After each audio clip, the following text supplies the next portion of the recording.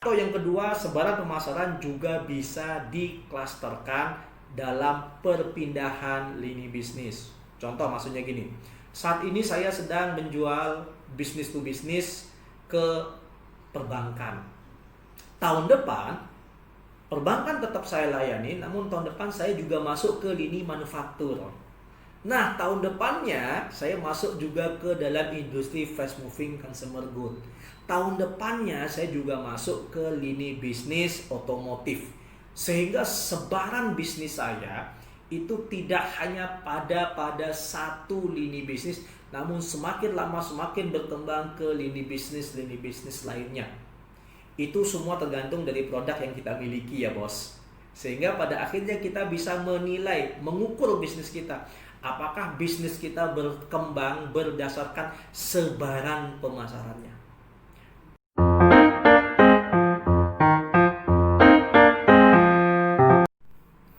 Halo bos, ketemu lagi dengan saya di sesi Coach Rama berbagi strategi.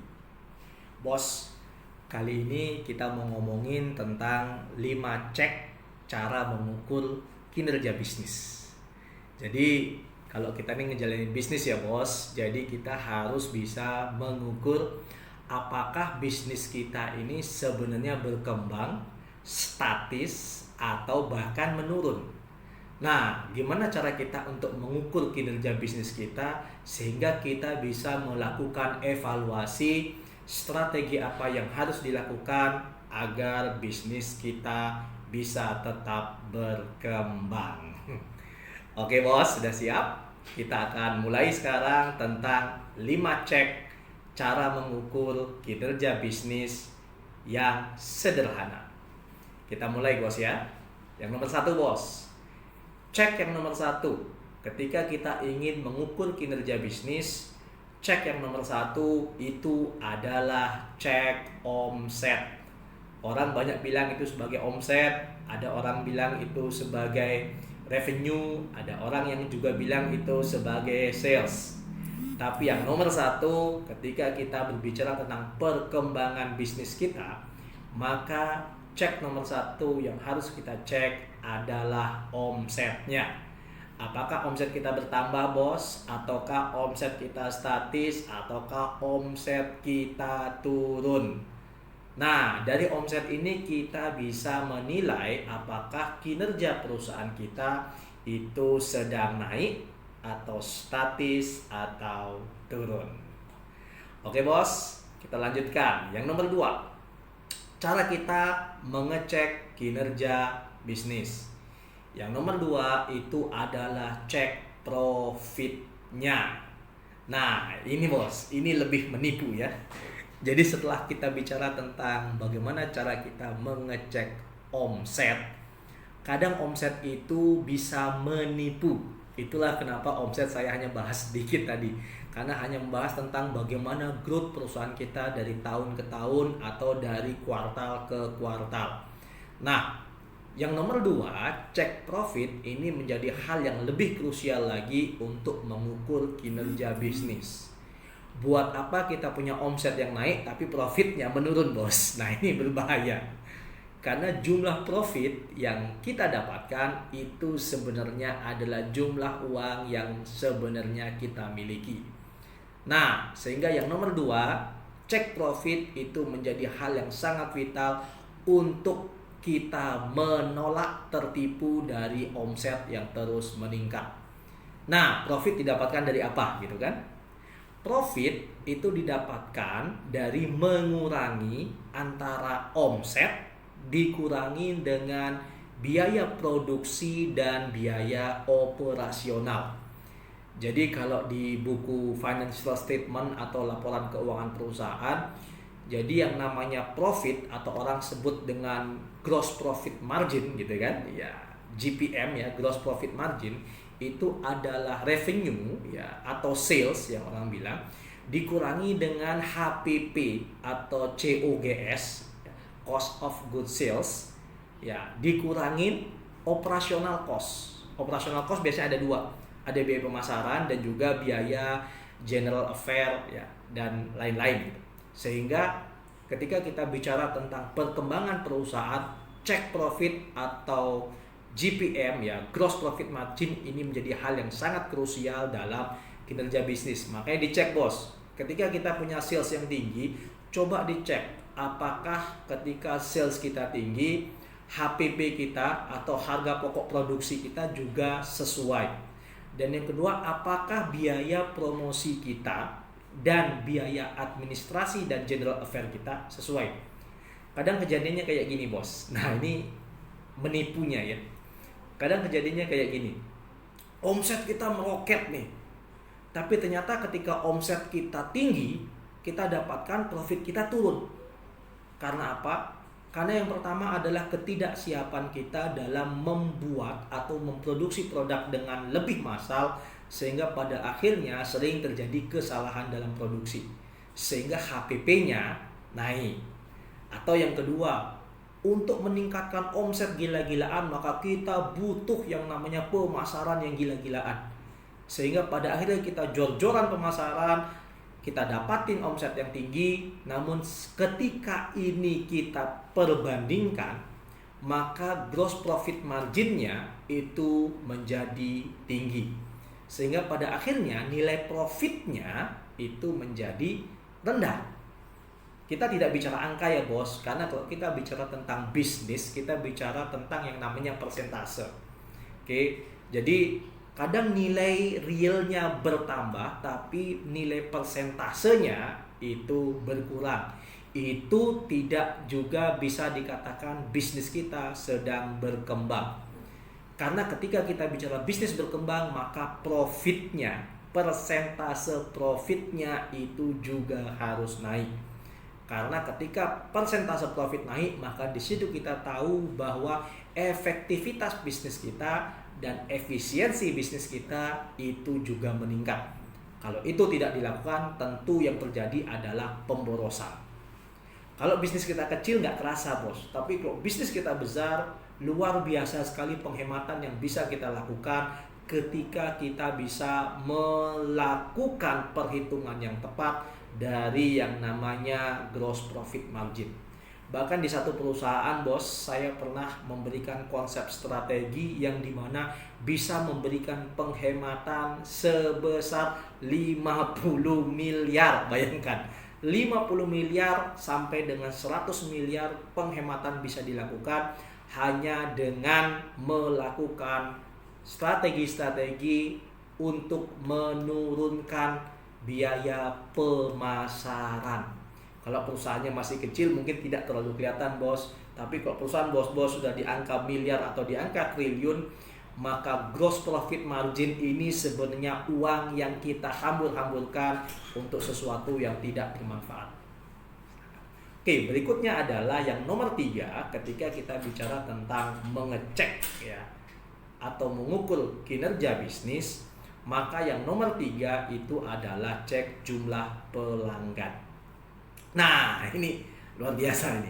Jadi, setelah kita bicara tentang omset yang harusnya selalu meningkat setiap tahun, kemudian yang kedua kita bicara tentang cek profitnya, apakah ada gross profit margin yang meningkat ya berdasarkan persentase dari profit yang kita dapat dibagi dengan omset yang kita dapat. Dan yang nomor 3, cek yang kita lakukan itu adalah cek jumlah pelanggan. Cek jumlah pelanggan itu ada 2. Yang pertama itu adalah cek jumlah orang dari pelanggan. Bila bisnis kita itu adalah bisnis yang langsung B2C ya, business to customer, atau B2B ya, ketika itu perusahaan, cek jumlah pelanggan kita. Dan yang kedua itu adalah cek jumlahnya berbelanja. Jadi ada 2 ketika kita cek yang namanya jumlah pelanggan. Nah, kita coba bedah sedikit ya. Maaf nggak bisa panjang-panjang. Kalau panjang nanti habis waktu kita ya. Yang pertama adalah cek jumlah pelanggan tentang jumlah orang.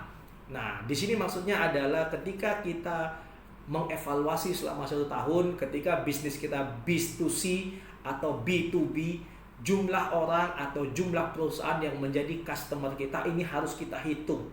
Apakah jumlahnya bertambah atau jumlahnya berkurang? Karena ketika jumlahnya berkurang itu berarti ada customer yang tidak lagi melakukan bisnis dengan kita. Dan ketika jumlahnya bertambah tentu kita menambah jumlah portofolio customer yang kita miliki. Nah, bagaimana kalau bisnisnya FMCG gitu kan? Kalau kita prinsipal terus kita FMCG, bagaimana cara kita melihat jumlah pelanggan ini dari kacamata cek yang ketiga? Nah, cara melihatnya adalah sederhana, Bos. Kita lihat dari jumlah sub-distributor yang kita miliki. Apakah jumlah sub-distributor yang kita miliki setiap tahun bertambah atau tidak? Sehingga pada akhirnya kita bisa mempertimbangkan, melihat apakah sub-distributor kita ini berkembang atau tidak. Jadi itu caranya. Mudah aja ya, kita buat yang sederhana aja, tidak usah yang terlalu sulit. Kemudian yang kedua, ketika cek jumlah pelanggan yang kedua, itu adalah jumlah belanjanya. Nah itu penting. Jadi kita harus lihat nih, kita harus evaluasi nih, customer-customer yang sudah kita miliki ini, Bos. Kita lihat jumlah belanjanya apakah semakin bertambah banyak atau semakin bertambah sedikit. Kalau jumlah belanjanya semakin bertambah banyak, itu berarti customer itu satisfy atau puas dengan service yang kita berikan. Nah, kalau jumlah belanjanya semakin sedikit, mungkin ini, Bos ya. Sabar dulu. Mungkin saja mereka tidak punya pilihan atau belum menemukan substitusi dari bisnis kita, sehingga mereka tetap harus berbelanja di kita untuk memenuhi kebutuhan hidupnya atau kebutuhan bisnisnya sampai dengan mereka menemukan yang lain. Sehingga ketika kita menemukan ada customer yang berbelanjanya semakin hari semakin sedikit, yang dimana kebutuhannya tetap, atau bagi industri itu industrinya naik tapi belanjanya sedikit, ini sudah harus kita waspadai, Bos. Ini ada kemungkinan dissatisfaction dari service yang kita berikan kepada mereka. Sehingga jumlah belanja pun ini harus kita evaluasi. Sehingga kita tahu nih jumlah belanjanya banyak atau dikit. Bagaimana dengan FMCG? Nah, yang tadi saya ceritakan. Karena saya lama di dunia FMCG, Bos. Nah, untuk FMCG juga sama. Ketika kita bicara tentang jumlah belanja, maka kita harus perhatikan. Tadi kan kita bicara kalau orang dalam FMCG itu adalah sub-distributor. Kita perhatikan ini kinerja sub-distributor kita dalam penyerapan produk. Apakah sub-distributor ini semakin tahun semakin bertambah atau semakin berkurang? Ketika semakin berkurang, kita harus mulai berpikir kenapa jumlah serapan produk kita di sub-distributor ini semakin berkurang. Apakah ada produk yang tidak diserap oleh pasar, ataukah ada salah strategi pemasaran, atau apa? Sehingga membuat cek jumlah pemasaran ini menjadi faktor yang krusial dalam mengukur kinerja bisnis. Masih siap? Lanjut nomor 4, Bos ya. Yang nomor 4, ketika kita bicara tentang mengukur kinerja bisnis yang sederhana, yang nomor 4 adalah cek sebaran dari pemasaran. Kalau tadi cek yang nomor 3 kita bicara tentang jumlah pelanggan, yang nomor 4 kita bicara tentang sebaran pemasarannya. Sebaran pemasaran maksudnya gini, Bos. Jadi ketika kita punya barang nih, kita harus tahu nih sebaran pemasaran produk kita ini di mana saja atau di wilayah apa saja. Wilayah itu juga ada 2. Yang pertama adalah wilayah daerah, dan yang kedua itu adalah wilayah lini bisnis. Kalau kita B2B ya, kalau kita B2B dan kita hanya bergerak di satu jenis bisnis dan produk kita hanya ada di satu bisnis, berarti kita berbicara tentang bagaimana sebaran produk kita di bisnis tersebut, namun luas areanya semakin lama semakin berkembang. Kalau sekarang kita berada hanya di Jakarta, tahun depan kita Jabodetabek, tahun depan kita masuk ke Jawa Barat, tahun depan kita masuk ke Jawa Timur, tahun berikutnya kita masuk ke area Sumatera, dan lain sebagainya, maka itu yang disebut dengan sebaran pemasaran. Atau yang kedua, sebaran pemasaran juga bisa diklasterkan dalam perpindahan lini bisnis. Contoh maksudnya gini, saat ini saya sedang menjual bisnis to bisnis ke perbankan. Tahun depan perbankan tetap saya layani, namun tahun depan saya juga masuk ke lini manufaktur.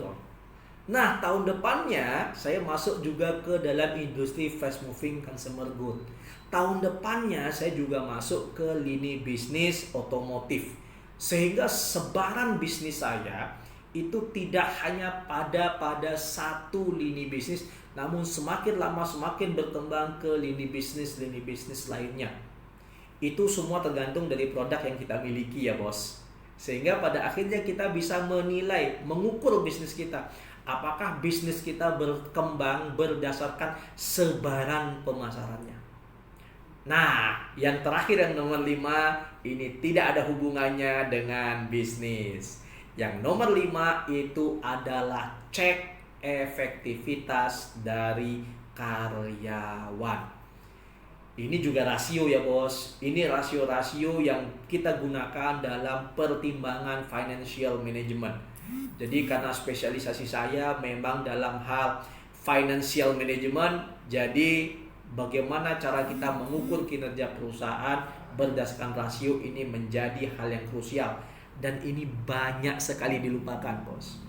Karena satu ketika salah satu klien saya itu ingin membuat sebuah strategi di mana mereka ingin memperbanyak lini salesnya tanpa memperhitungkan apakah efektif atau tidak gitu kan. Nah, sebelum memulai seperti itu saya coba meminta mereka untuk menghitung terlebih dahulu efektivitas karyawan tersebut dan proyeksi omset yang didapatkan, sehingga kita tahu sebaran banyaknya sales yang harus dipakai itu berapa banyak. Karena cek efektivitas karyawan ini menjadi hal yang krusial. Caranya gimana? Gitu kan? Sederhana bos. Untuk mengecek efektivitas karyawan, caranya adalah kita hanya tinggal menghitung berapa jumlah gaji, bonus ya, dan semua yang namanya compensation dan benefit yang kita berikan kepada karyawan yang kita pekerjakan dalam waktu 1 tahun dibandingkan dengan omsetnya. Sehingga kita tahu kan, jadi kita perbandingkan antara omset dan jumlah biaya yang kita gunakan baik dari gaji, compensation, benefit, bonus, insurance dan lain sebagainya yang kita berikan kepada karyawan. Nah, untuk mengecek efektivitasnya, cek omset dibagi dengan nilai human capital itu. Sehingga kita akan dapatkan per human capital itu nilainya berapa. Anggaplah per human capital ternyata nilainya itu 1.000 atau nilainya 110.000. Nah, di situ kita akan dapatkan nilai efektivitas karyawan, sehingga satu orang karyawan di perusahaan kita itu menghasilkan omset sebesar itu. Dan itu harus dicek bos. Jangan sampai kita terlalu semangat ingin menyebarkan atau ingin membesarkan perusahaan, tapi ternyata menambah satu karyawan justru menurunkan tingkat efektivitas human capital kita. Sehingga itu perlu dihitung dan itu perlu dipertimbangkan. Nah, seharusnya nilai cek efektivitas karyawan itu dihitung juga per tahun. Apakah efektivitas karyawan kita meningkat atau menurun? Jumlah uang yang dihasilkan bisnis per karyawan apakah meningkat atau menurun? Disitulah cara kita mengecek efektivitas karyawan. Oke bos-bos semua. Jadi itu bos, cara sederhana 5 cek mengukur kinerja bisnis. Semoga bos-bos semua tidak bingung lagi ketika ditanya apakah bisnis bos-bos ini mengalami kemajuan, statis, atau kemunduran. Tidak hanya kita cek dari yang namanya omset, tapi ada 5 cek tadi. Kita cek omsetnya, kita cek profitnya, kita cek yang namanya jumlah pelanggan, kita cek yang namanya sebaran pemasaran, dan kita cek yang terakhir efektivitas karyawan. Oke bos, semoga bisa bermanfaat. Ingat subscribe ya bos untuk selalu mendapatkan update informasi terbaru mengenai berbagi strategi bisnis, manajemen, dan karir bersama saya. Semoga bermanfaat bos. Tetap work smart. Sampai ketemu lagi. Bye bye.